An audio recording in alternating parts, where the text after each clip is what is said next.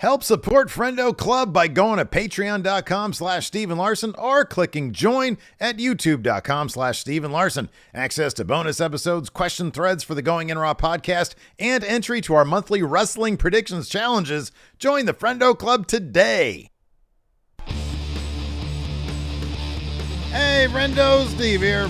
Hey, Larson. And welcome back to Going In Raw. On today's episode, we're talking about the promo everybody's talking about, Seth Rollins and CM Punk face-to-face, words being exchanged, intentions being known. We're going to talk about that on the rest of Monday Night Raw, including Cody Rhodes getting a full soil of mist right in the face. And also other things happened as well, Larson. Yeah. Action-packed, eventful edition of Monday Night Raw. But I guess we could just start with the conversation everybody's having. This promo off between Seth Rollins, CM Punk. CM Punk signs on the dotted line. Officially Monday Night Raw superstar. Of course, this brings out one person, perhaps more than anybody else, who is upset, although Drew McIntyre expressed some discontent about CM Punk joining the Raw roster. Yeah, man. This was Seth Rollins, and he just let Punk have it. Said, "I hate you."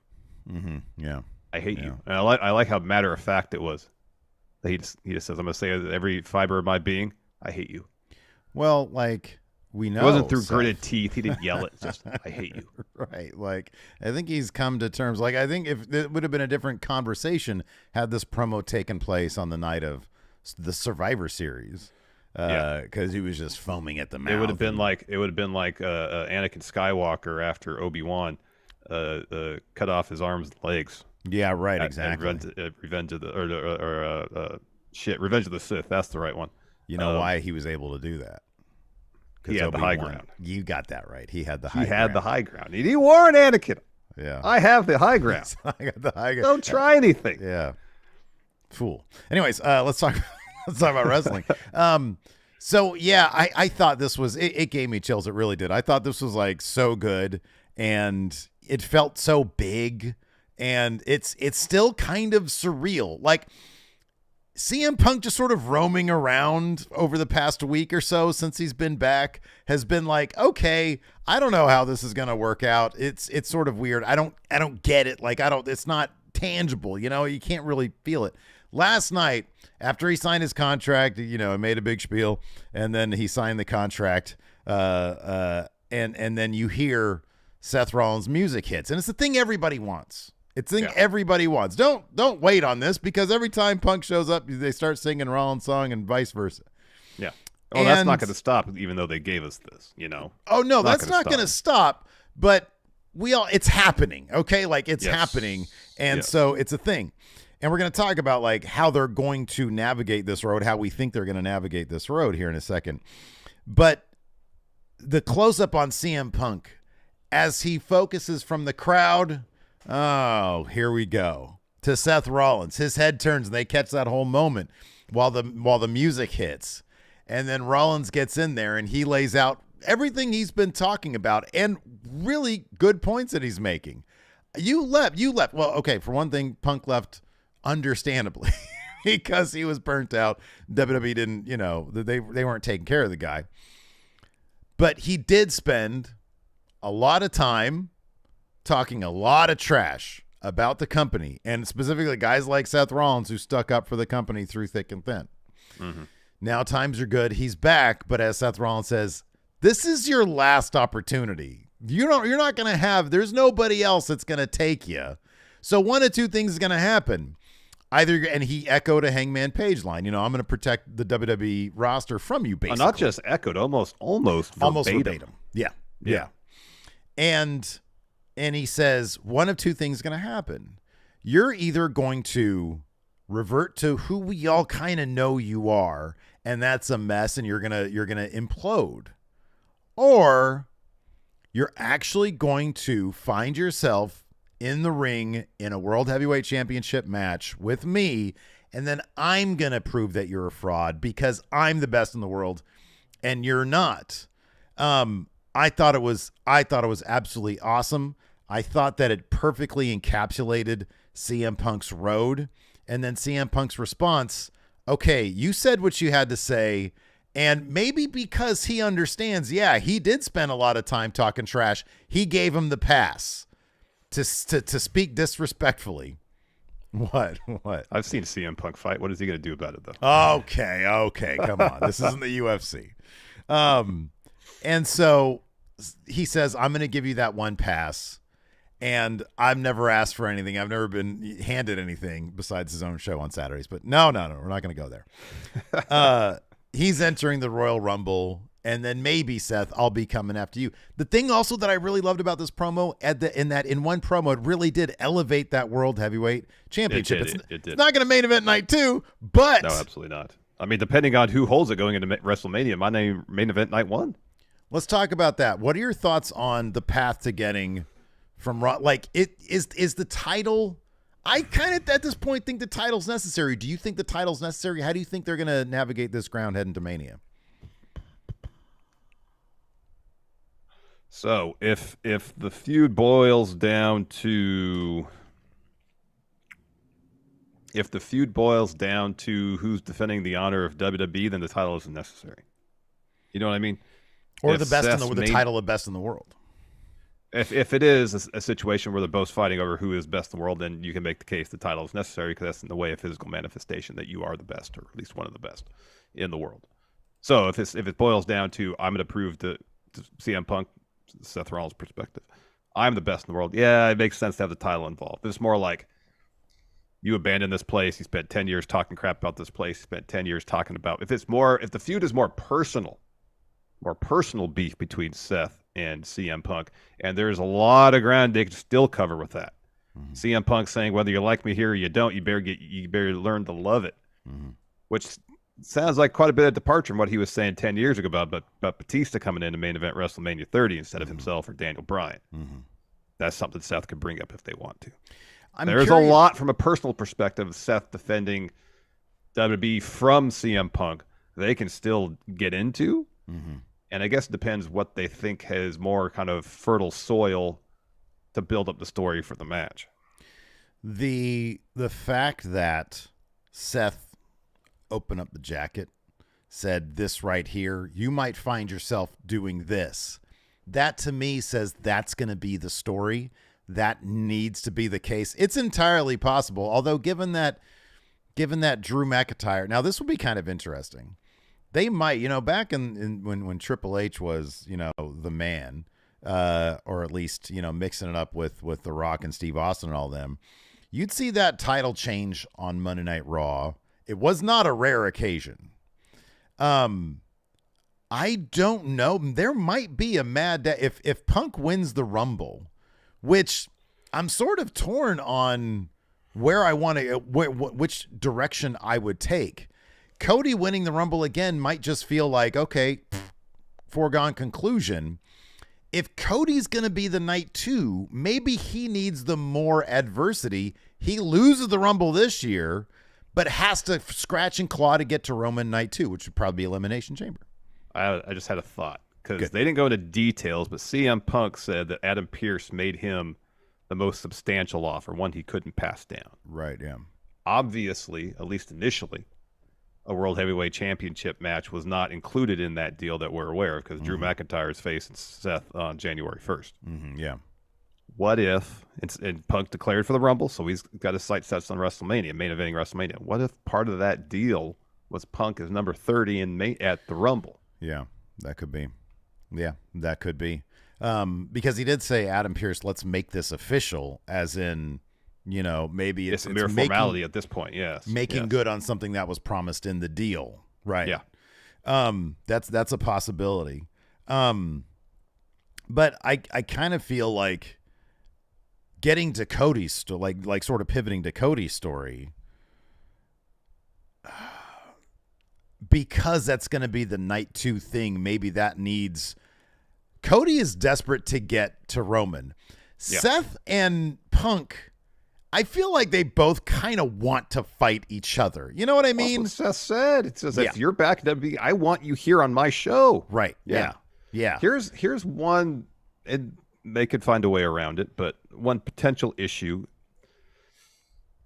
as far as Cody not winning the Rumble. Cody's on Raw. The Elimination Chamber match to determine who faces Roman is going to be a SmackDown exclusive, you would think, or a match featuring exclusively SmackDown talent, you would think, unless they find some creative way around it. So Cody has to find a way to get to SmackDown post-Rumble if he's going to be in that match, you would think. He's a hell of a politician. Oh, yeah. You know what I mean? So, yeah, I don't know. I think I'd love to get him back to sort of my Attitude Era thing. There are some potentially convoluted but highly entertaining ways they can get to Punk Rollins for the title and Cody Roman for the Night 2 title. And maybe it involves Drew McIntyre getting that title on day 1 and then Seth needing to get it back from him in order to get the Punk match. Because if Punk wins the Rumble, go ahead. I'll put this out there. I don't think it's going to it won't happen. What if they do this? Drew gets it at day 1. Somehow, between day 1 and the Rumble, Punk beats Drew for it. Oh, shh. So Punk walks into I like that. Mania as champion, so then Seth has to enter the Rumble and win it. Oh, wow. Ooh. So it's like basically literally Seth has to free WWE from the clutches of CM Punk. There's all sorts of ways they can go about getting to that match, but there's still 6 weeks left until the Rumble, let alone WrestleMania. So there's a lot of different things that they can do that I think, we can, and I have no idea which route they're going to go. Nothing seems, besides the actual matches themselves at WrestleMania, none of the journey seems like a foregone conclusion. And that's such a marked difference from where we were with Vince McMahon at the helm, where everything it was just plain Jane. It was vanilla. It was just, how they're going to get from point A to point B. And there's not a ton of, at least over the past along the way. I know. Yeah. In his last 5 years, especially, like Vince had gotten very lazy with his route to get in, or it was convoluted for the sake of being convoluted. Like, Becky's out because she punched Triple H. Oh yeah, and then put Charlotte in the match. Charlotte's in the match now, and it's like, what? That's just weird. Like, okay, Charlotte's really good. I like Charlotte, but like, really, that's a weird way of going about things. Yeah. No, I agree. Yeah, no, you're right. And outside the bloodline stuff, a lot of Vince's creative was either overly complicated or pretty cookie cutter. There's also this Dashing Quinn here on YouTube. This is exactly another point that I haven't even brought up, but I thought Damian Priest still has that briefcase. So how does he factor into things? He doesn't seem like he's anywhere close to cashing that thing. And I'll tell you what, dude is nowhere close to cashing in, man. No. Yeah, he's got to be sweating a little bit. He seemed closer to cashing in the day he won that briefcase than he is now. I know. Like the further and further out he goes. So I don't know what they're going to do with that. It seems Judgment Day seems like they're just an absolute mess. They are, unless all of them are champions. Like the Band-Aid to their relationship is all of them having championship titles. Yeah, there's got to be all of them. If one of those Band-Aids gets ripped off, it's just open. It's just an open wound. It is. It just festers, and they all kind of pick at. Like they actually care that R-Truth hangs out sometimes. Like that's a major concern for them. We got to get locks on this place. What are you talking about locks on this place? It probably doesn't have a door. Yeah, no. It's just a place backstage where they set stuff up. Mm-hmm. Yeah. Let's talk about Jey Uso getting yeet back.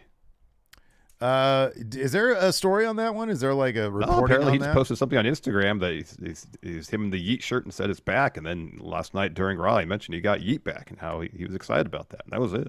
I thought I read something about the lawyers trying to figure that one out. But then I don't know. Maybe that's fake. Who knows? I read it probably on Twitter. But yeah, no, Yeet's back. That's cool. Him versus Drew McIntyre last night. Drew took his whole gosh darn eye out in advance of dropping him with the Claymore. This Drew McIntyre, I really like that commentary was really trying to get over. Oh, we've never seen this type of Drew McIntyre. I don't know. I'm doing Vince voice. We've never seen this type of Drew McIntyre before. Vicious. He'll do anything. And he did. Yeah. He straight up I've never seen an eye rake that freaking vicious before. It looked great. Or sustained. You thought Andrade going after Bryan Danielson's eye was vicious. No. Remember that Deadwood fight between the Colonel and Dan Doherty? Oh, my God. It was almost like that scene from Any Given Sunday where the player's eyeball was laying on the turf. Oh. Yeah. They were like Vader. you know. Yeah, like Vader having his eye popped out by Stan Hansen. Yeah, but it didn't pop out all the way. It dislodged. Yeah. Yeah. Then he put it back in. But yeah, no.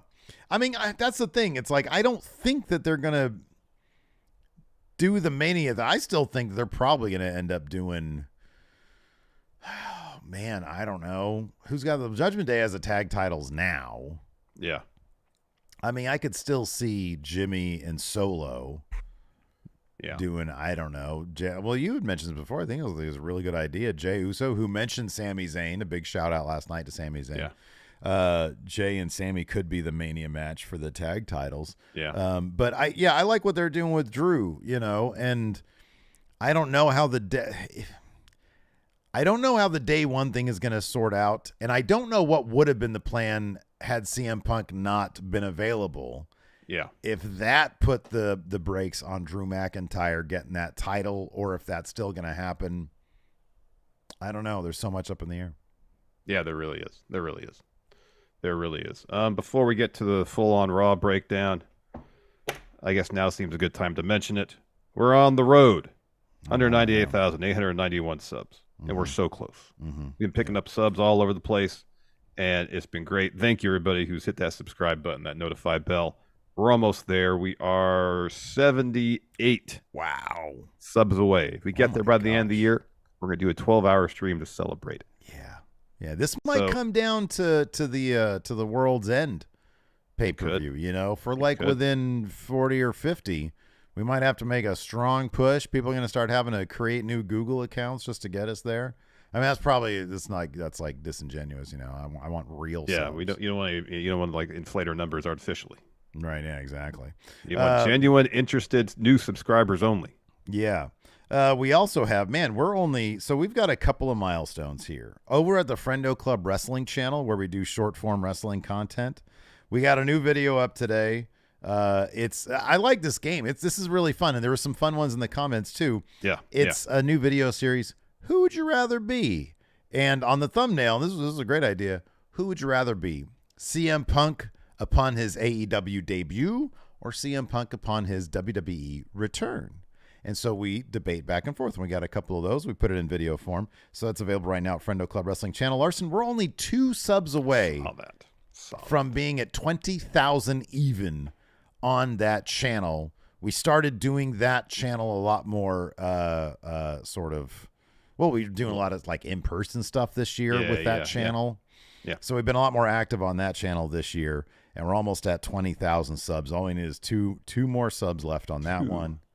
And then WrestleJuice might hit 40,000 by the end of the year. I'm at 39,598 right now. Yeah, that's a chance. That's my solo stuff. Steve. So yeah. Also, we've got a Patreon, patreon.com/Steve and Larson. Bonus episodes. We've got a new sort of version of our bonus show that we're actually going to start doing weekly come the new year. It's gestating right now. We're thinking about it, how we're going to format it, but essentially, sorry to be to interrupt. Go ahead, continue. It's FriendoCast. It's like, you want to ask Steve and Larson questions that have nothing to do with wrestling. Well, then that's what that is. If you're like, oh man, I liked you during the Machinima days, but I don't like wrestling, and then maybe this is for you. I had an idea. Oh, good. And to a degree, I stole it. Was it from Smartless? Is that the one? Oh yeah, Jason Bateman. Where they bring on guests, but don't tell the other 2 people on the show who it is. Oh wow. My idea is we don't bring on guests. It's just one of us comes up with a topic to talk about and doesn't give the other person a heads up about it. Okay, I like that. That's good. Okay, yeah, we'll do that. It's going to be paywalled over at patreon.com/Stephen Larson, or by clicking join here on the YouTube to get a channel membership. It's the Friendo Club setup, available for everybody, including Seth Rollins, unlike that other setup, the Tribal Chief setup. So it's $5 a Patreon, or by clicking join on the YouTube. You also get access to the question threads that we do for the shows and our huge Big Blue Predictions Challenge. You could be the one to unseat. Here he is, Patrick Sparks, Graham. The current Big Blue champion, by being best at predictions every month. So yeah. Oh, cool. John Hosey says we're at 20,000 now. Can confirm 20,002. We've got the palindrome over there, Friendo Club Wrestling. We got the palindrome 2002. That's so cool. Look at that. Right on. Thank you, everybody. And while you're hitting stuff, please hit that like button. Smash that like button. Right now, we got 472 people watching, yet we only have 83 likes. Oh, wow. Can we at least get 50%? So that'd be 235. Can we get there, please? Let's do it. Let's go. 235 likes, please. Thank you. Every sub, every like, every comment, all the engagements, much appreciated. We couldn't do this show without everybody. True. So thank you all. Thank you. Just be you and me just sitting here. It's like, why are we here just talking to nobody? It'd be like, why are we doing this? Why are we doing this? Like we should probably go get real jobs and make some money. We're not working. Like, we're just doing this. Let me ask you something. Getting back to the Seth versus CM Punk before we dive into our Raw recap. My memory is for dog shit. Your memory is for dog shit. But promo of the year, yay or nay? I want chat also to help us out by loading up with other huge good promos, awesome promos. Like I felt Hangman like Swerve MJF had a really several really good promos this year. MJF has had really good promos, yeah. Trying to remember if there's any. This really did it was like, oh, this is fucking what I like wrestling for. You know, like the big marquee, never thought this shit was going to happen. These guys have history kind of shit. And like Punk was around when Seth Rollins first debuted, but it's a much different landscape now. And to visit that, this is really the shit that I love, man. I thought this was really, really awesome. I mean, the Cody Heyman promo was this year. Yeah, that was good stuff. Oh, that was good stuff. Yeah. I mean, there's a lot of good a lot of good segments with Sammy and the Bloodline. Mm-hmm. Yeah, there's a lot of contenders. I'd have to go back and do a thorough review before saying, yes, definitively, promo of the year. But in terms of the content and what it drives forward, it's good stuff. I mean, it's what we want from wrestling is promo bits like this that drive things forward, as opposed to people coming out there and kind of spinning wheels. So in that sense, good stuff. Good stuff. Speaking of promos, Raw opened up with the promo from main event Jey Uso. He's got Yeet back. He's on a shirt. Back. Yeah. His first line of his promo was "Welcome Monday Night Raw. I got Yeet back." I'm pretty excited about that one. Most excited. What? I'll just say this really quick. Don't interrupt. But I really think instead of just having him have it back, it would have been kind of cool to do some bloodline stuff. Like to kayfabe why it was gone for a second. Yeah, I know. Maybe it would have been cheesy. Maybe.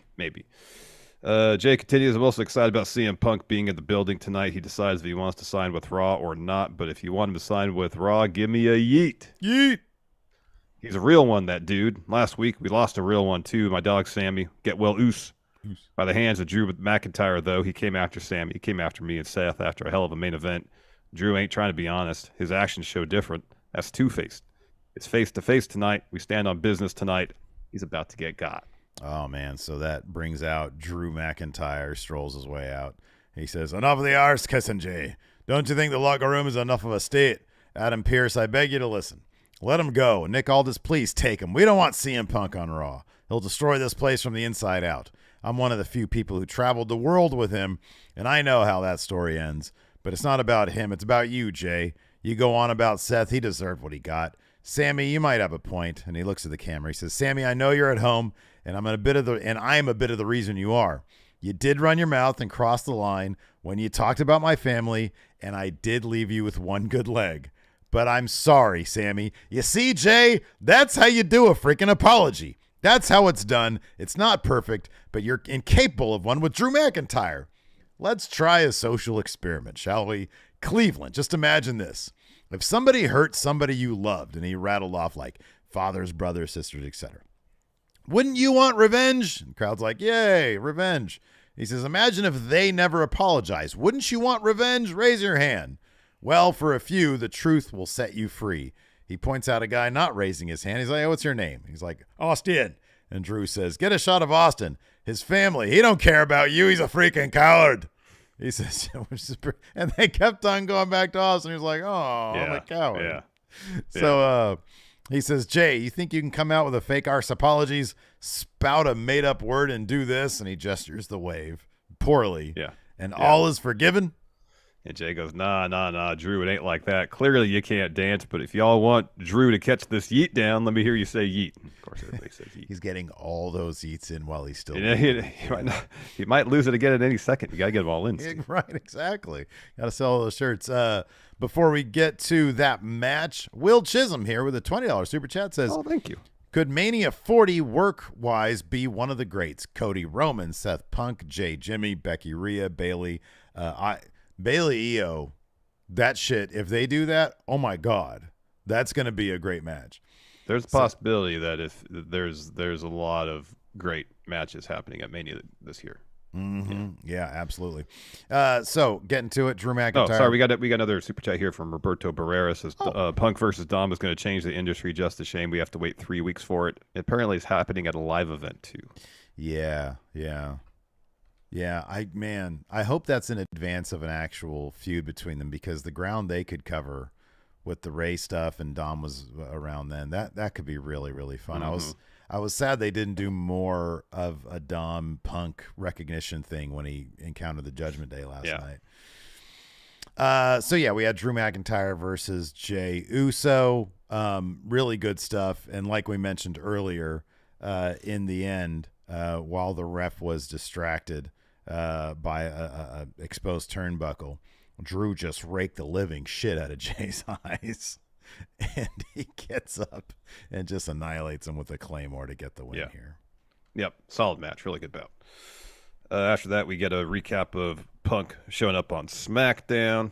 Then we got Nakamura video. He says, Cody, I've watched you week after week, time after time about finishing your story. Yet you are no closer. You are a dog chasing a car. As great as you are not enough and never will be. You say you don't respect me. That is your weakness. You strive for the admiration of others. I freed myself from that burden long ago. I draw my own destiny. And so it cuts from him talking to camera to an animated thing. It says, I paint my own story. Shinsuke Nakamura has been reborn thanks to you, Cody, but now I'll bring your story to an end. I am the real nightmare. Always remember, you asked for this. Yeah, good stuff. Backstage, we have Judgment Day. They're all sulky. they're all dejected. And Finn, Judgment Day's talking. Finn says to Dom and JD, he's like, "Hey, you two listen up. Rhea and I aren't here for 1 week and the wheels fall off." JD tries to speak and Rhea says, "Shut up, JD. The truth is still breaking in our place. You lost against the Creed brothers and my Latino Heat Dom has lost his NXT North American Championship." And Priest says, "You're losing that championship? That sucks. People not showing up to Raw? That sucks." And he's looking directly at Rhea. Yeah. He says, "Clearly things haven't gone our way. As far as the Creed brothers, we aren't going to take them lightly. We're going to handle business Judgment Day style." He's talking to Finn when he says that. Rhea says, "Noted. But I guess you're saying the leader is easier. I guess you saying you're the leader is easier than being the leader." And Priest pops off. He says, "You know what? I'm sick and tired." And she says, "I'm not just talking to you only. I'm talking to the family. I'm sick of the disrespect. We need to remind people we run Raw. I won't let my division disrespect me. So tonight, I'm going to make an example out of Maxine Dupree." So Priest says, "You go do that." And then it cuts to Alpha Academy helping Maxine warm up and get ready for her match. Creeds and Ivy walk in, start hooting and hollering, trying to hype her up. Ivy says, "I'm going to be out there just in case." And then Truth walks through with some Christmas lights, and he says, "Hey, y'all." He says he's going to go decorate the Judgment Day clubhouse and make sure everybody gets the Easter eggs they deserve. And Gable says, "Truth, please be careful. Judgment Day, they're dangerous. I don't mean to break your heart, but I don't even think you're in the group." And then Truth says, "You got it wrong. I am in the group, and they're just misunderstood. I got to go. Happy Thanksgiving." It's funny stuff.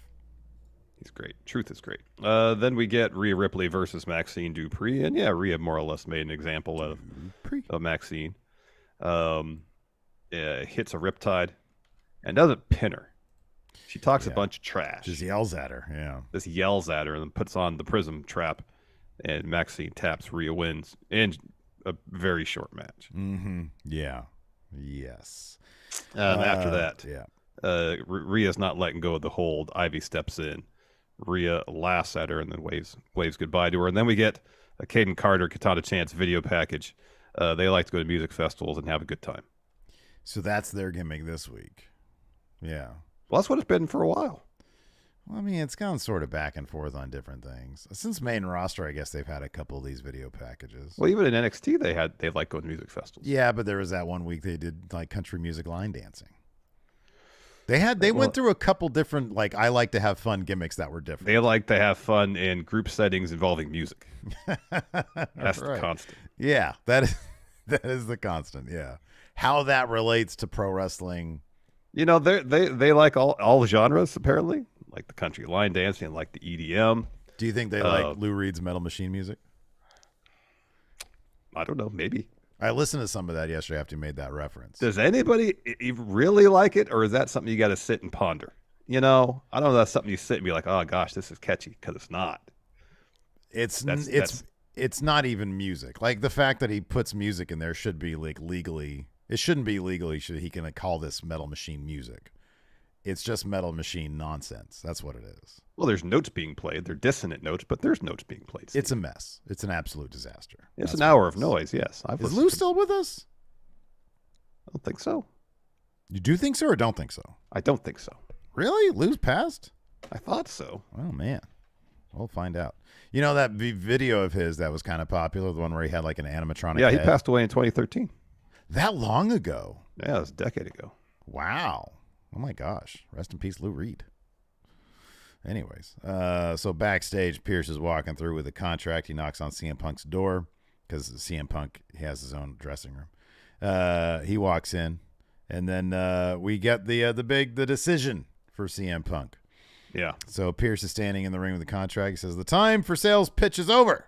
After going to SmackDown and NXT to speak to Nick Aldis and HBK to discuss terms, the man I'm about to bring out may not need an introduction, but he needs to make a decision. After 25 years of knowing him, I know he'll make the right one.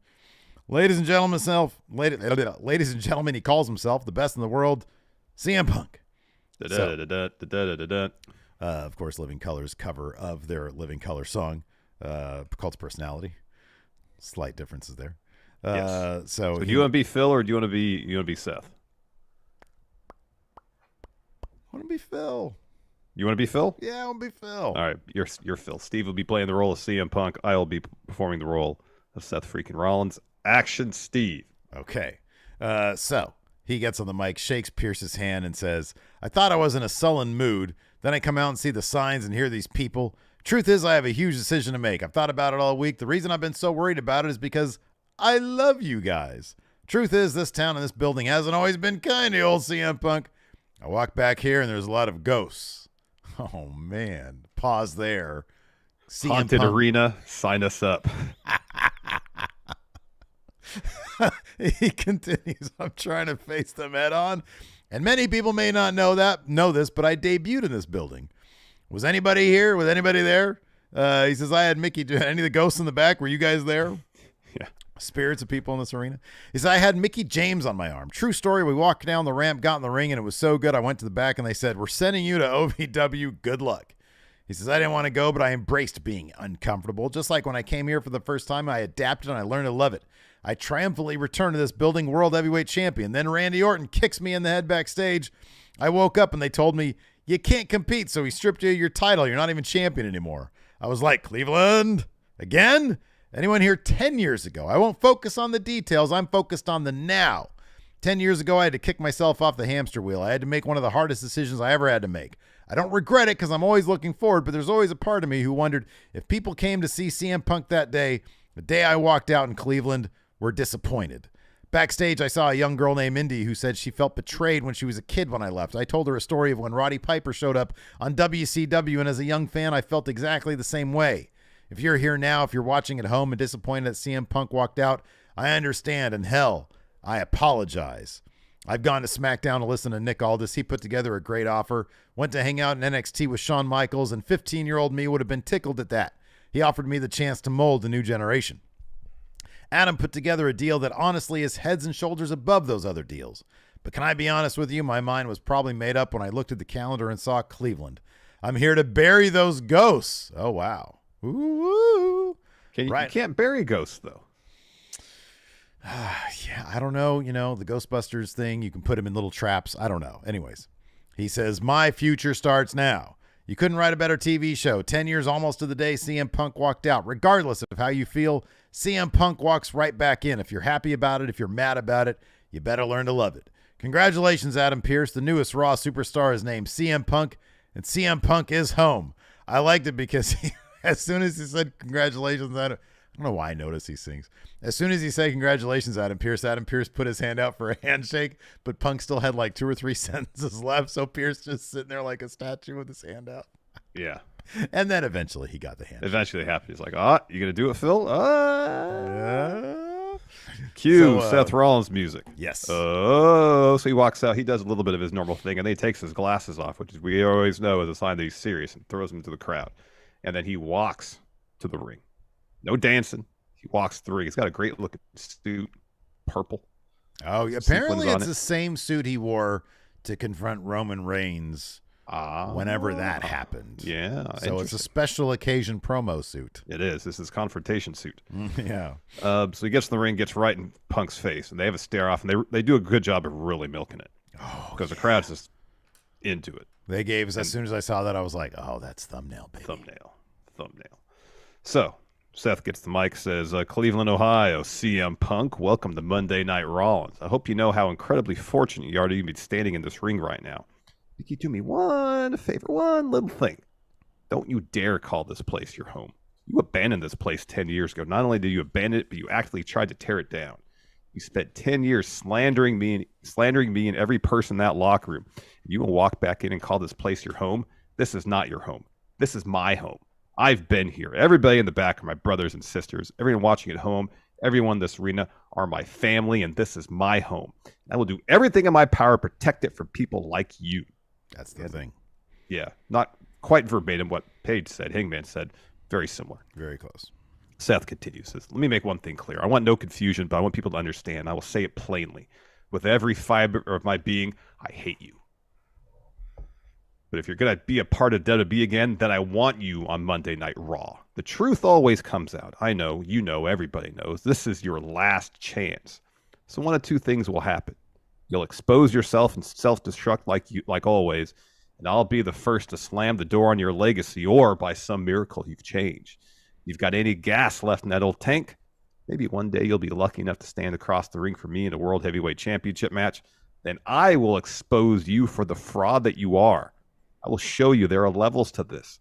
I will wrestle circles around you and let you understand in real time what it means to be the best in the world. Also, the sentiments made by Hangman when this feud against Punk, he said, I'm going to embarrass you. Yeah, right. Yeah. To Punk in the build-up to their match. Yeah, yeah. So after listening, Punk and the crowd, it was great because the crowd would chant Seth's song, but through a lot of his promo, they were chanting CM Punk. I love that there's no real heel face dynamic here. Yeah. It's simply people with history and issues. Yep. And I love that. So that's what it should be. So Punk says, he gets a mic. He says, are you done? That's your one pass to speak to me disrespectfully without me coming after you. I never asked for anything handed to me, and I do things stubbornly the hard way. Adam Pearce, where you at? Adam? And he's like, what? Oh. So Adam Pearce starts to awkwardly walk up the steps, but he doesn't get in the ring. He says, we're making things official. Let's make it official. CM Punk is entering the Royal Rumble, and when CM Punk wins, Seth, maybe it's you he's coming after. Ooh. Maggie with the super chat says, oh, Seth, and then the greater than sign, CM Punk heart. But the heart is on the side of CM Punk, so I don't really know. I think that means she loves CM Punk and not so much Seth Rollins, probably because he doesn't sell back enough. That's one thing I noticed about the promo, Larson. He wasn't selling back. Like every time he really leaned into a line, he should be like, God. Damn back. Is it my kidneys or my actual back? I don't know. Phil, you ever had a bad back before? Affects everything. Man. Gosh. It hurts so much. Gosh, everything is affected by the bad back. I've got 2 breaks in it. Give me a break. How about that? I know. I need a break. Yeah. After that. We cut to Ivar and Valhalla. Yeah. She cuts promo. Says, Bronson, the gods have spoken. You're the sacrificial lamb that is going to awaken the one true warrior, Ivar. Ivar follows. The last time we met in battle, they stopped it before I could destroy you. Let those wounds be your warning for tonight. I put you down in agonizing defeat. Cut to Bronson Reed. He goes, Ivar, you were not chosen by the gods. You think those guards in suits were there to help us? They were there to save you from me. Next time, no one will save you. This is no clash of the Titans. Ivar, tonight is your Viking funeral. Mm-hmm. Yeah. And then we had that match. So there's a bunch of big dudes just going at it. And it ended with big, meaty men slapping meat. And it ended on a superplex, which I loved. Yes. Because that really should be a finishing move. You look back in the 1980s, the territories, people be using superplexes all the time to get the finish of a match. Because it's a big-ass move. Wasn't that Cowboy Bob Orton's finisher with the superplex? I think it was, yeah. Yeah. Man. That was just the 80s, Wasn't that long ago. That was like 40 years ago, dude. I mean, relative to the history of wrestling, it's not Isn't that nuts? I know, it's 40 years ago. That's crazy. The 80s were 40 years ago. Gosh, don't remind me. Damn it, pal. Yeah, Bronson really got the win here after that superplex. Mm-hmm. Fun match. It was just all about them beating the hell out of each other. Mm-hmm. And that spot that Ivar did where he jumped off the top rope of the floor to the somersault. Dude, yeah, I was like, that sucked. That looks like your hip is because like Reed didn't brace him that much. Like there was a little bit there, but there was a lot of just best. You're getting the wind knocked out of you. There was like body hitting floor right there, man. God. Yeah, that probably really hurt. Damn it, pal. Oh, Maggie here clarifies. Says, my favorite part of CM Punk is AJ Lee. Oh, okay. So now she's okay. Moving the goalposts. I see great. Maggie. Okay, good. Yeah, AJ's cool, man. Hope she comes back. Anyways, so yeah. Afterwards, backstage, Punk is walking around, comes across Judgment Day, says, "Hi guys." He's like, "What's up with Rhea not being here?" And Priest laughs, says, "Ha, funny guy. Welcome to our show, Punk. Between us, I hope you're the guy who finishes their story around here. If you do, I'll be the one waiting." He has that gimmicked purple Money in the Bank briefcase toy. And Punk just looks at it and is like, that looks ridiculous. And then they all leave and say, have a good night. Yeah. So then, Judgment Day comes out. Judgment Day comes to the ring. Yeah. So, Priest has a mic. Oh, I want to do Priest voice. Sure. You could do Truth. So Priest says, I can't help but feel the need to remind everyone who we are. All rise for the Judgment Day. And then Finn says, all rise for the only two-time undisputed tag champions, Damian Priest and Finn Balor. So Cleveland, Judgment Day are in town. Step up and get put down. And then Priest says, we have a simple message for every WWE superstar. It doesn't matter if you're already dealt with a returning superstar or newcomers like the Creed brothers. You're all officially put on notice. And then Dom grabs a mic. He gets a bunch of boos, but instead Truth comes out. Yeah, and says, guys, I went by the clubhouse to do some decorating, and all of you went and got a lock for the front and the back. How are you going to have a holiday party without an invitation? And JD screams at him, Truth, this is not some kind of holiday party you're walking into, and if it was, you wouldn't be invited. And Priest is like, all right. I love that. Brother, calm JD, down. The whole, like, it took him so much to get that damn membership into Judgment Day, to get the cut. And Truth just keeps on thinking he's in. And he's like, what the fuck, man? Did you notice the only two members wearing their cut last night were Priest and JD? Oh, I didn't know. No one else had their cut on. Yeah. So Priest tells JD to calm down and says, Truth, come in the ring. I kind of want to hear you out.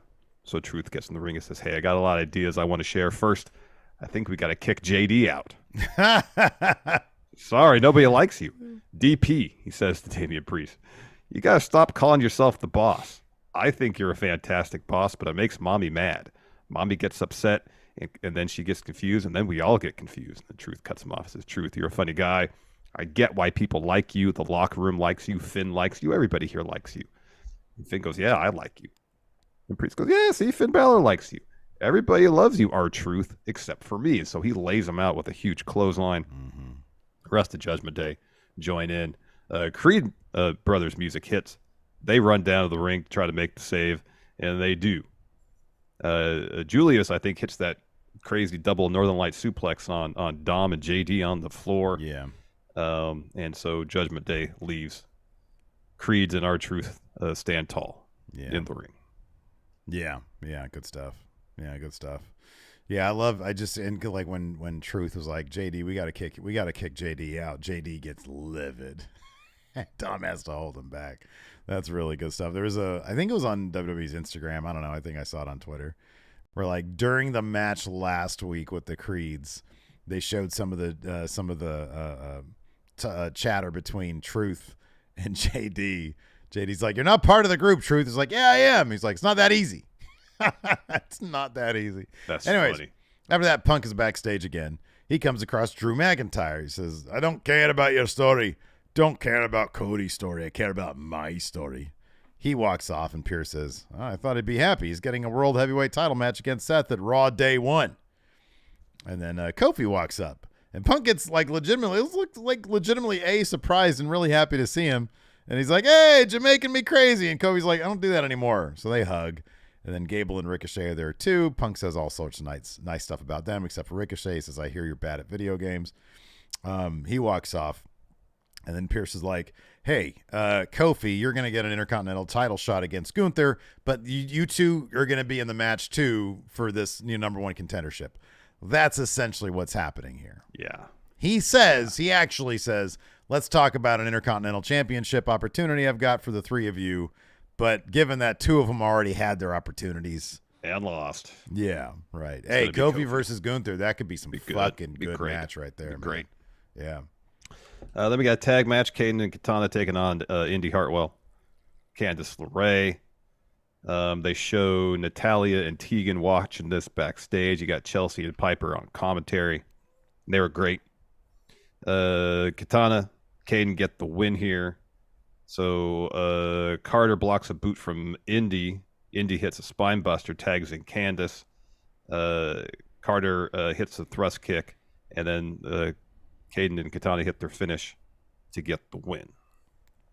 Yep. You know, then we're back I love Chelsea's so good. She was doing a lot of fun stuff with commentary.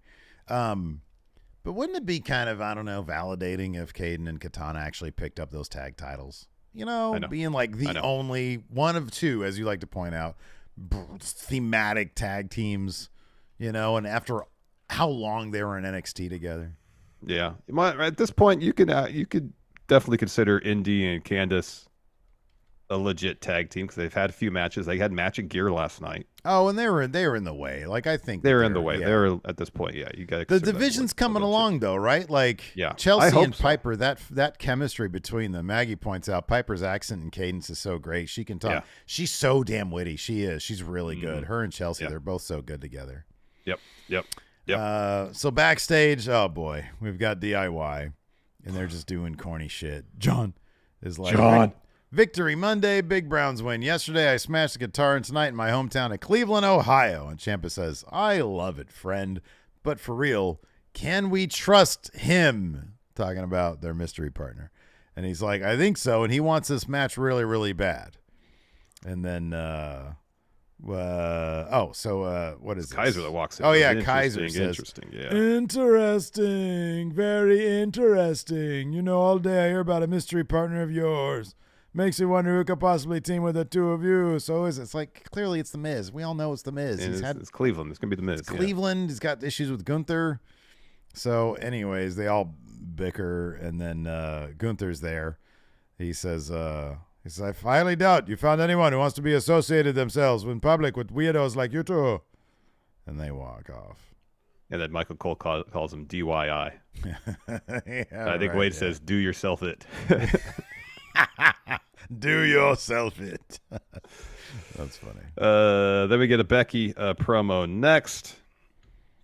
She says, the man has come around to Cleveland. I'll cut to the chase. I came here to call out Nia Jax. Nia and I have never gone one-on-one, but for the last 5 years, we've been linked together for this reason. And she throws the video of when Nia punched her in the face and broke her nose. We had that great moment where Becky's in the crowd, you know, blood on her face, posing, talking trash. It was great. It's a great moment. Yeah. Back to Becky. Says, well, it may seem petty to bring it up, but now, damn it, I'm petty. The last 5 years, everyone has tried to use it as a burn against me. And it's time we get to the root of the problem. We never really got a chance to face off before. I main evented WrestleMania while she got double ACL surgery because Nia is so unlikable, her own knees won't stand up for her.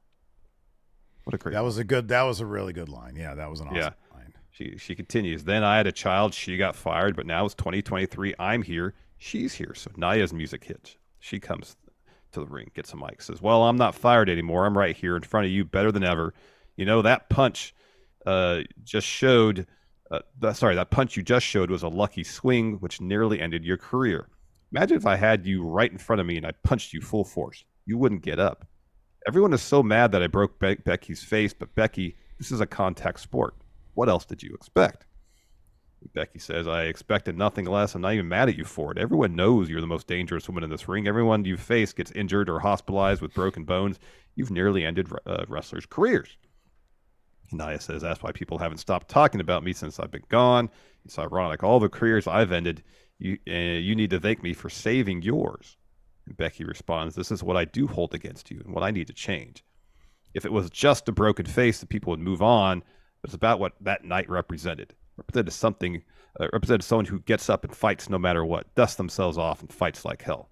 That is what I did that night and have done ever since. You and your minions say I'm not a main event star and the only reason I got there is because of you. That is a lie. I need to end that lie, and if I can't, then I need to end you. And Nia says, I get it. You need me. You want to prove to everyone you're not just that one moment. You need to prove to yourself that your career wasn't some accident when I broke your face. Otherwise, I'll always be the woman who made the man. Becky says, I'll tell you what I need. I need you to shut the hell up. I didn't come here to talk. I came here to fight. So she throws her mic down, gets ready to throw hands. And Nia says, you need this a lot more than I do, and just walks off. Yeah. I thought this was really good, and it really does speak to how iconic that moment was. That was, what, 5 years ago now? 5 years ago, yeah. And it really did. Everybody at the time referred to it as Becky Stone Cold, Brett versus Mania Stone Cold moment. Yeah. And it really was for her. Like that was an awesome moment. And Nia's doing really good character work these days. I mean, I like how she's being presented now. Same. So backstage, Jackie is with Cody Rhodes. She says, "Hey, what's up with Punk?" So, hey, Stone, tell me about Punk signing on Raw. And Rhodes says, "Good on Pierce getting it done. Happy for him. USA, Raw, and Punk." But the Rumble, it's right around the corner. Can't finish two stories at once. Au contraire, Bret Hart and Lex Luger proved you can do it. Anyway, she asks him about Shinsuke. And he says, had he not misted me in the eyes, I'd be more excited to talk about this being a first-time encounter, his 14-year legacy in Japan. But the man is now vicious, and vicious is okay by me. Got a problem? Nowhere to solve it. Monday Night Raw, Cleveland, Ohio. Heck, do you know Stardust debuted in this building, Larson? Can we get a Stardust? Whoop, whoop, whoop. He says, talk about undesirable to undeniable. When Shinsuke said, I asked for this, damn right I did. Gonna get a full load in the face, Larson. Wow. Next up, Imperium versus DIY and mystery partner. We are DIY and Miz. DIY and Miz. This is the first time I think they actually showed the Tron where they're singing the We Are and they have the lyrics up there. Wait, I'm sorry. What? They had lyrics up on the screen? Oh, you didn't see it when they showed the beginning of the song and when they're singing We Are, it says We Are on the Tron. Oh, God. I'm going to go in my Chrome right now and take a look. That's awful. How are they making it worse? They did somehow, some way. It's so bad. They need to fast forward to like 2025 when they're actually feuding, because that might actually be kind of good. Because you notice like Ciampa, I thought this is just a Vince thing. He's got the trim beard that's like, he's dyeing it. Yeah. And he was really trying to get the crowd into it. He was going to that side of the ramp doing that. Oh, man. It's not good. It doesn't fit. It doesn't fit Tommaso Ciampa. They got to do like a masked attacker thing where Ciampa, But it's like you still see the beard at the bottom of the mask. Like the mask doesn't go all the way over his head. Clearly him. This is clearly Tommaso Ciampa. He always emanates from a box truck. Yeah, I want that Ciampa. No one will survive. That's what I want. I know. Theme song, chorus of booze, Right, exactly. That's what I want. So, of course, this is in Cleveland. John. It's from Cleveland. All right, so Dan Rack says the lyrics weren't in sync either. Sometimes when I watch it live, the East Coast feed live, like my sound gets out of sync sometime. I don't know what it is. And so I thought it was just that. So it wasn't actually in sync. That's interesting to know. Because it was a little bit behind. Oh, dude, my Xfinity, it goes out of sync. Like when I'm watching live, it goes out of sync all the time. It's infuriating. Yeah, same. And then I was having trouble with my DVR last night. It just kept on stopping and starting. Anyway. Yeah, no, Xfinity, they were having big problems last night. I forgot about that. They were having issues last night. Anyway. Yeah, they were. Miz gets the win here, pinning Giovanni Vinci after a skull-crushing finale. It was a fun match, though. But then, Miz can take that opportunity And he does here. He goes up to Gunther as Gunther is yelling. What? How did I not notice? Oh, you were actually watching it. It's very comic booky, isn't it? It's so bad. It's terrible. We are D, and it's got like cheesy smoke graphics. Why? It's so bad. Boom. D Y I. It's so bad. You know what? They're on to, and look, I'm clowning, but I firmly believe they're going to have a good story at some point. I hope so. This is so over the top cheesy. It really is. But good for them. They're well paid. You know, they're healthy. TV, they're wrestling. Having a they're good winning time. matches. So. Exactly. So, anyways, Miz takes momentum from pinning Vinci and goes up to Gunther. As Gunther's yelling at Imperium and says, "I want an Intercontinental title rematch." And Gunther's like, "You're a real pain in the ass." He stops himself from saying ass, and he says, "You know what? I grant you another match under one condition. If I beat you again, and I will, you can never challenge for this belt as long as I'm champion." And Miz just goes, "I accept." I don't think Miz has ever been this over before. Because it is kind of cute how he comes out and they're like kind of a little bit on the reluctant side. They're still cool with it, but they're a bit on the reluctant because he's being so overboard with the big ball stuff. But the crowd's really into Miz these days. Good for him. Yeah, good for him. And then we had our main event, Nakamura taking on Cody. Ooh, good Bummer Nakamura didn't win. I thought having like some sort of ref bump or distraction thing and have Nakamura missed him right in the face, Kinshasa, and pinning him. Like, I get it. Cody didn't win. Nakamura missed him, beat the hell out of him after the match. Adversity, I guess. But I feel like there's more adversity if Cody has to take that L. Not only get misted, not only eat a Kinshasa, he took an L. Like, I totally understand the concept of, like, some wrestlers are so evil they don't care about the outcome of a wrestling match. But, like, if Cody were to actually lose, it would sting Cody. You know what I mean? And so that's more motivation. than any miss could. Yes. Right, yeah. So that to me is like motivation, you know. But I don't know. Yeah, I want Shinsuke to win one of these. Shinsuke's got to get a win over somebody that matters. I mean, it'd be great if he did, and he should, but it's not going to happen, Steve. He needs to get there. I want to see that happen. But you're I probably do too. Right. I'm in complete agreement with you. I'm pessimistic. Is actually see our crowd like happen. when Seth beat him in that last minute. How much our crowd was like, "What the fuck is this shit?" Yeah, I know. A lot of people want Nakamura to win that one. Yeah, man. Maggie says Triple H is slowly rebuilding the women's tag division. He can fix DIY. I have no doubt that, like, I don't know, a year or two from now, we're going to be like, oh my God, DIY. This story it could be so a situation where they break up. Ciampa's like, look at this ridiculous shit you had me doing, John. You had me trying to get the crowd into the match. That's not what Tommaso Ciampa does. So I couldn't take enough showers to get that stink off me. You know what I mean? Yeah. Mr. Dope just gifted a membership to thank the you, community. Thank you, Mr. Dope. Appreciate it. Thank you, Mr. Dope. Thank you so much. Thank you.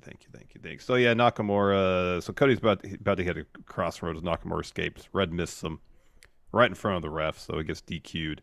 And Nakamura's beating the hell out of him. Hits him with a chop block. Kinshasa grabs a chair, and that's when the Creed brothers run down the ring to make the save. Nakamura escapes the ring, so they start helping Cody with the mist, getting some water for the eyes and the towel. And a referee is escorting Nakamura up the ramp.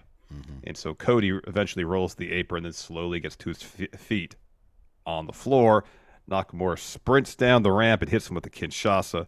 Kenny Dykstra's there, try to break this up. The Creeds get out of the ring. Well, the first they just kind of yell at Nakamura from the ring, and then they get out of the ring. Nakamura then takes his leave. What I liked about is Nakamura, as he's leaving, he's like stretching.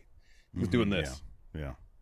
Just super relaxed. Yeah. Imagine if he was doing that after he missed it and beat Cody. Mm-hmm. They come off way more badass. That would have been, that'd have been really super badass. Yeah, I agree.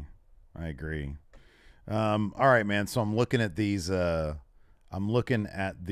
Travel packages for Perth, for Elimination Chamber. All right. To get floor seats. I think this might like P1. I think that's like the best you can get. It's sure. Like probably close to front row or whatever. 2 people. Is that an AJ Styles reference? No, it's not. But this is what you get. You obviously get tickets, very good tickets. P2, phenomenal tickets. Yeah. You get convenient local accommodation, 5 nights accommodation, a range of I'm just doing this because I got an email just now from WWE. So for the Elimination Chamber. Convenient local accommodation. 5 nights accommodation at a range of quality Perth hotels. A Sportsnet welcome dinner. Get the party started with an exclusive dinner function on Friday starting at 7 with drinks, entertainment, and WWE superstar appearances. Oh, wow. And then you get Rottnest Island Ferry and admission. You get to take a ferry to Rottnest Island where you'll find unique history, picturesque trails, and over 60 beautiful beaches. And, of course, quokkas. What's a quokka? You know what a quokka is? Where's Lou? You know what? I thought this would be way more expensive. This isn't terrible. I know. Dude, I did 2 tickets. You get all this shit. You go to the P1. Well, for 2 people, it's $9,000. Like $4,500 each for like awesome tickets, full accommodations. I think the plane ticket is included, isn't it? Oh, that's another thing. If it's not, then that's going to add up. If it's not, then that's not good. It's not included? No. So I guess that's not terribly surprising. No, if the flight was included, it's like, oh, that's not terrible. All right. Yeah. No good. Not going to happen. That's a nay from us. What's going to happen is we're going to answer some questions right now. Oh, yeah. That's a good idea. So here we go. 'Tis the season, Steve. So Blake is asking, what was your favorite Christmas movie growing up, and which Christmas movie do you like watching with your kids? My favorite Christmas movie growing up was I never gave a shit about Christmas movies. I really didn't. I never really was like, oh, man, it's Christmas time. I want to watch Christmas. Like, I kind of like Christmas Story. That was fine. Yeah, that's my favorite growing up. Yeah, it just didn't. I don't know. Right now, like my kids will watch Grinch, How the Grinch Stole Christmas, the original animated one. Mm-hmm. And then they actually like those old stop motion ones like Rudolph. Oh, Bama really liked the Rudolphs. Yeah. She really liked that a couple of years ago. Yeah. Yeah, she also liked I think she liked a couple of years ago the Charlie Brown stuff. Oh, yeah. But I don't know if she's really into that stuff anymore. She hasn't expressed an interest in it. Gotcha. Let's see here. Where is the community tab here? I'm trying to get to one. Here we got a first from Bohemian Baron. It says, so there's a fan-made promo going around for Rollins versus Punk set to Journey's separate ways. Oh, wow. Okay. Says Bohemian Baron continues, I love it. Gave me Rock Austin My Way vibe. So what songs would you pick for the promo packages for both likely main events being Rhodes and Reigns 2 and Punk Rollins? So I really loved when they did the Cody Brock, that really slow song from, now I forget his name, Dan Kaminsky or something like that. I don't know what it is. I don't know, whatever it is. I really love that. So something slow. That song reminded me kind of The National. So something from The National I would do. I don't know what song I would choose, but something from The National. I'm trying to think of songs about for Cody and Reigns, obviously finishing a story, you know? Oh, yeah. But I can't think of anything offhand. That's a bit of an on-the-spot type question. How about Fit or really Happier? Is, but that's very much a Cody thing, is being really on the nose. How about Fit or Happier? Rob Zerver, can you please make an edit of Cody Roman to Fit or Happier, from Radiohead? More productive. Yes. Fitter, happier, more productive. That'd be good. Oh no, for CM Punk. I have it right here because we were talking about Soundgarden the other day. There's the cheesiest song on. It's the first song off of their last album, and it's "I've Been Away for Too Long." It's just the most literal song for Punk. I've been away for too long. That's kind of literal for the first song on their comeback album too. I know. It's the rest of the album's pretty good, but that song is so cheesy. Yeah. I've been away too long. Here, Bulldog says, would Steve and Larson ever do a quiz competition against fans to see if they can beat them? I don't feel like it's that hard to best us in a quiz situation. Yeah, we're not that good at trivia. No. So especially wrestling trivia. No. If I knew for a fact that they were like super entertaining people, maybe, but I don't know. Most people are just probably awkward, so I don't know. It might be fun to make fun of them, but But then we would be humiliated because we'd be humiliated. You know, it just sounds like an ugly affair. The entire thing. Oh, Muted Mayday says, "Cry me a river" for CM Punk. How about that? Cry me a river. That's funny. Yeah, that's good. Yeah. Oh yeah, there we go. Yeah, Maggie says, "Do it on the African nation flags, and then we'll win." Oh, I know them all now. I have them all. All of them? Yeah, from Mauritius to Kenya to Eswatini to Burundi. I know them all 54 of those fucking things. Well done. Mali and Guinea, this is the same flag but upside down. You know, but it's easy to get confused because it's the same, just upside down, but you know how to I know the algorithm. Steve knows the algorithm indeed. Jonathan Vieira similarly says, have you guys ever thought about doing a reverse Q&A? Sounds like a sex position. Or some kind of survey of the friendos. A reverse Q&A? We ask them? We do that every time we do Numbers Don't Lie. What do you think of these wrestlers? Yeah, that's right. I do that kind of on Wrestle Juice. I'm like, hey, what are your hot takes? And then let me talk about them. Yeah, there you go. See? So there you go. I kind of do that already. Larson does not participate. It's not his channel. It's my channel. Not my channel. But we've done stuff there before. We've done like hot takes there before. Yeah, we have. Yeah. On the Friendo Club. Dero Hayes here says, Seth and Punk for the championship at Mania Night 1. Punk wins. Have Priest cash in. Oh, this is just a fantasy booking thing. Not so much question. They give Punk one more to get to the main event night 2. For I don't like when people just do a fantasy book and they say, what are your thoughts? I'm not going to give you my thoughts on your fantasy book. My dog just bounded in. Oh, really? Running? A save situation? Oh, here we go. Let's see here. Here's May. Oh, she's so stinking cute. My favorite thing about May is that she wakes you up at 5 o'clock in the morning. Well, it's not intentional. She's just she likes to cuddle, and she likes to get comfortable and dig her paws into my back while I'm trying to sleep. She's licking the thing. Hi, man. Oh, I love her so much. Hi. Oh, that's the best. Oh, I would cuddle the shit out of that dog. She just wakes me up when she's an aggressive cuddler. Oh, see, that's the best. I'll wake up and she's laying on my arm. Yeah. Your arm's like asleep and everything. And it is. Yeah. I was like, oh, man. Woke me up. I'm grumpy about that. That is the best. Oh, I love that little underbite, too. God. Oh, yeah. She's got a pretty massive underbite. You're sleepy. Look at her little sleepy eyes. She's like, yeah, I've been up since 5 o'clock. Well, she sleeps. That's the thing. She continues to sleep. And I'll get up. I'll take her outside and she'll fall asleep on the couch. Oh, yeah. All right. John in an Alistair voice. Says some have compared Trick and DIY in the sense of their NXT stories getting over organically. How should they handle Trick so that he's not in the position DIY is currently in when we all know they can easily be tag champions and having killer feuds? Listen, DIY was completely ruined by Vince McMahon and to a degree injuries, but mainly Vince McMahon. It was injuries. Well, I mean, in NXT it was injuries. In NXT, I know, but the whole 2.0 thing and Gargano not knowing what the deal was going to be because of Vince.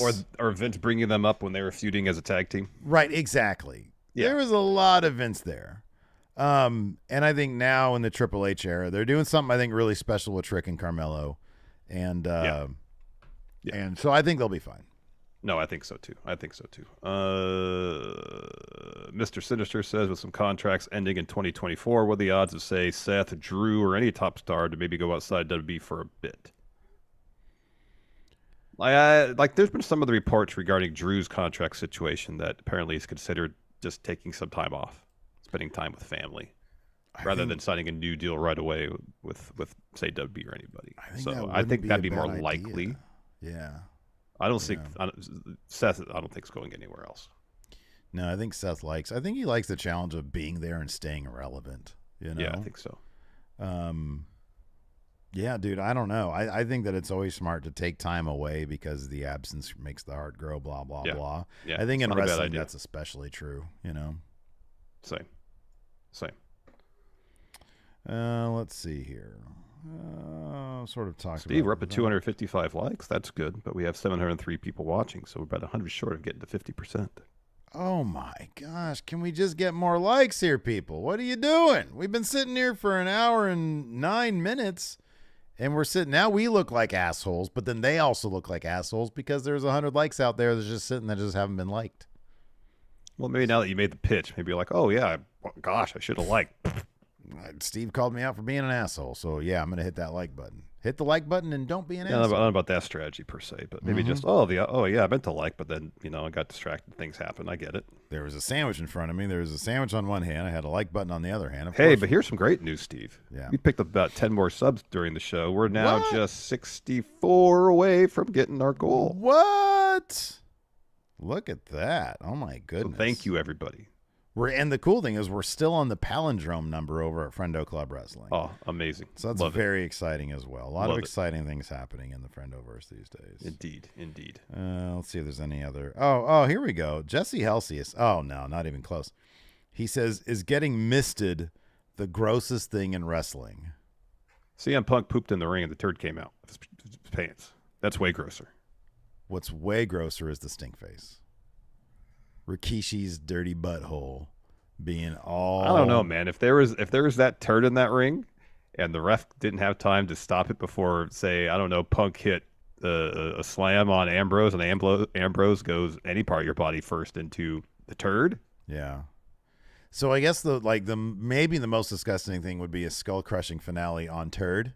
Yeah. That would probably, if that ever happened, that would be the grossest thing. I feel like that would be the most disgusting thing. Like your mouth just hits right where the turd is, or your eye. The odds of being on, the losing side of a Miz match while somebody crapped their pants or crapped on the mat, that's probably really, really slim. I don't know if that would happen. Yeah. But just in general, something that could happen, a stink face, from anybody, really. I don't know. Them booty cheeks and the butthole all in my face. No, I'm not saying that's great either. I'm just saying it could be worse. It could be poop. Actual poop. Yeah. Poop. AJ Otani says, have you ever watched a documentary that made you like the subject less? So the Night Stalker documentary, Dahmer. He's talking about when he watched the CM Punk one. I think he means wrestling docs. Oh, okay. Not a wrestling doc. I watched the Scorsese George Harrison one. And I'm like, George Harrison kind of came off his. Oh, all the Beatles were pricks. Yeah. Yeah, they were total pricks. What was there a specific thing you're talking about? No, it was just generally speaking. Yeah, right. Yeah. Eric Clapton also comes off as like a big time major asshole. And just sort of a hanger on, Yeah. But yeah, from what I understand, all the Beatles they were kind of all dicks. Maybe not Ringo. I don't remember anything bad about Ringo. Yeah, I don't remember anything bad about Ringo either. But yeah. Maggie says that the stink face, everybody says it smells like baby powder. He would baby powder up his butt.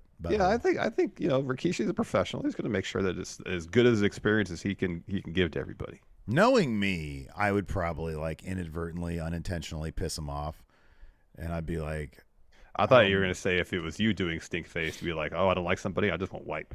Well, he's sort of like, I think that for certain people, you'd be like looking at the baby powder. I'm like, this looks like a full can of baby powder. It's none of it's gone. It's not even, the seal hasn't even been cracked. Gotcha. And we're about to go out there. He's like, you look in the garbage can, but did he use up the whole old one? Right. Yeah. He's like, none to be found, and you're just freaking out. I was like, I'm not taking that. Yeah. He's like, God, not doing it. You got to take it. I'm going to give you a fine. Anyways. There you go. Maggie says, I can't stop laughing at the thought of Steve doing a stink face in full Rikishi fit. Halloween's coming up, Steve. I could be Rikishi. You don't want to be Dave Meltzer with the hat on backwards and the... Yeah, that's still my number one choice. Yeah. You said Halloween's coming up. Oh man. Anyways, so that's on that note, on the brown note, that's going to do it for the show today. Thanks everybody for tuning in. We appreciate it. Till next time, we will see you around. Goodbye.